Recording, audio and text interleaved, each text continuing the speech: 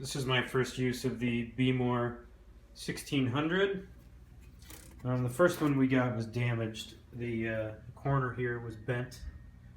It's a pretty heavy machine, and the packaging wasn't fantastic, so I think somebody just dropped it in shipping. Then this one came as a replacement after we returned the other one, and it was broken too. This, see if I can get a shot of it. This is the replacement. There was no rivet here at all. There is a rivet here on this side. It's kind of a flimsy little rivet. You can't see that. Let's see here.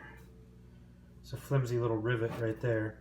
And there was just nothing here. It wasn't sheared off. I couldn't find it anywhere, so I went and just bought a little rivet. There you go.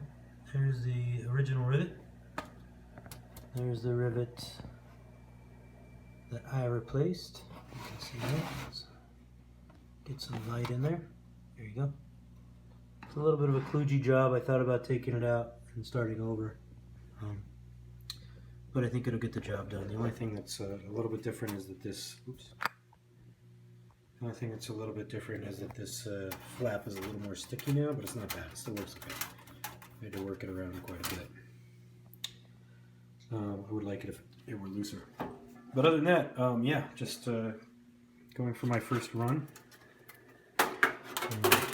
Put on this handle, put in the thing. I wipe down the inside with a wet cloth, and then it asks you to go through all the little buttons and make sure they all work. They seem to do. That's the poundage up top, the programs, time increment, plus minus, the profiles,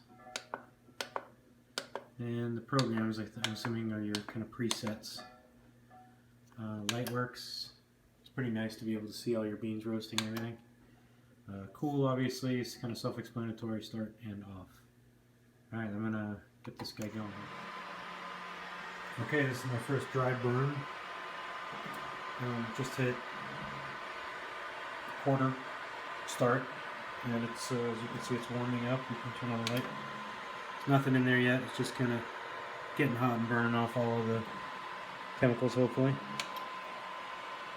We're going to see how bad it stinks. Okay, it's pretty quiet, which is nice. It's definitely not making a ton of noise, unlike my other roasters. And this is my initial burn, and it definitely smells like burnt plastic. So that'll be interesting. We'll see how many times that happens. Okay, so now we have an error. My brand new roaster. Looks like it's cooling down and shutting down on its own, so now I gotta troubleshoot that. I gotta be honest, I'm starting to get a little pissed off about this thing. Okay, it turns out I'm a bit of a moron. The Behmor 1600, make sure that you're paying attention so it starts flashing about 75% of the way through the roast cycle. And so if you're not around to press start when it starts flashing, then it throws an error 7, just says unattended, and it starts to shut down the cycle. Now, in my defense, they don't say that in the quick start guide. So anyway, that's okay. So now we're back in action. We're going to try roasting a 1/4 pound of this decaf because it doesn't matter as much. So they say to start with a 1/4 pound. Okay, so we've got some decaf. Decaf beans are always a lot darker than the other beans, so we're just going to pour some of these bad boys in here. I think we need 4 ounces to be a 1/4 pound.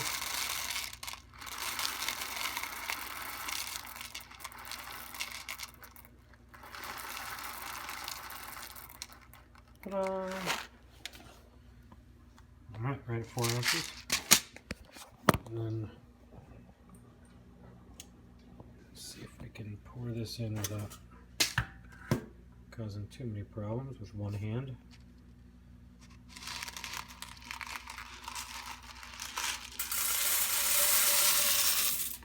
Okay, so far so good. Now I did just finish the initial burn in of this bad boy, and then I moved it over to my range in case it gets smoky. So they say to warm it up for about, I think, 1.5 minutes or something like that.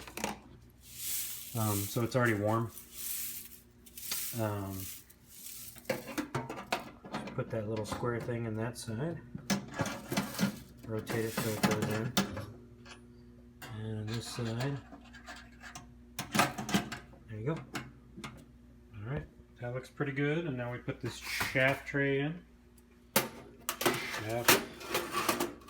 There's a little bit of a confusing part in the manual where it talks about making sure this thing is slotted into a certain area or whatever. I don't really get what they're talking about. I think they just mean to make sure it's seated. Then we turn it on. We give it a quarter. And we go. I think. Oh, P1. Okay, we're good there.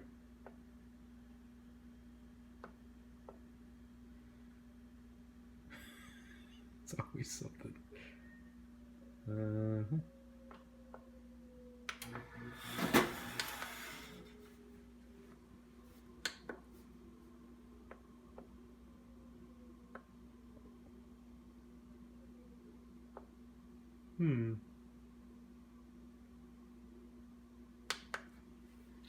Maybe I got that in there wrong?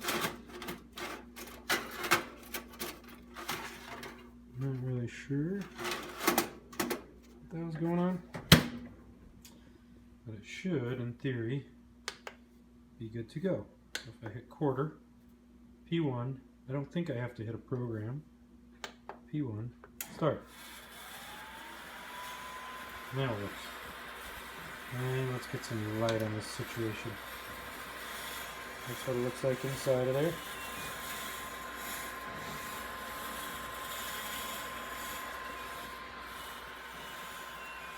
And I'll get back to you about smoke and 75% and all that. Looks really nice and roasty in there. But it throws an error about 75% of the way, supposedly, through the roast cycle. And you have to hit start to let it know you're still there and paying attention. Oh, that's cool. I think. If I read that right.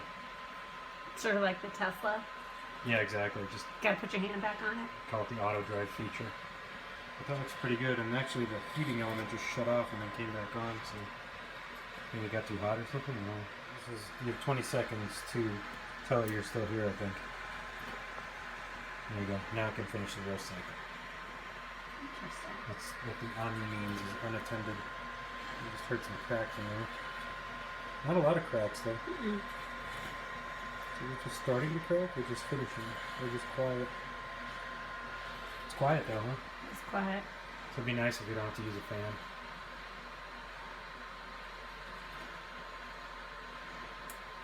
I heard crack. I heard a crack. I don't think anyone wants to see that. Alright, so our first roast is complete. Really hard to do one-handed. I got it. You want to do it?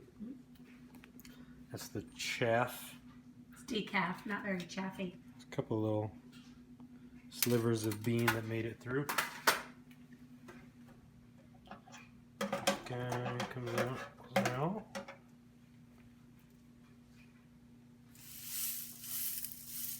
Looks pretty good.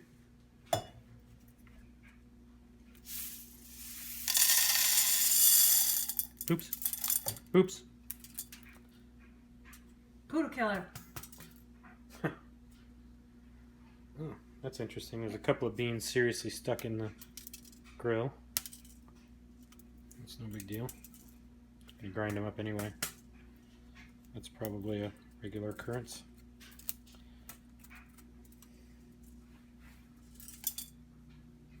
And then, man, that looks nice. It's a nice even roast. Already smells really good. So yeah, I think the Behmor 1600 is a winner, even though it's a little finicky and temperamental, but seems like a good roaster.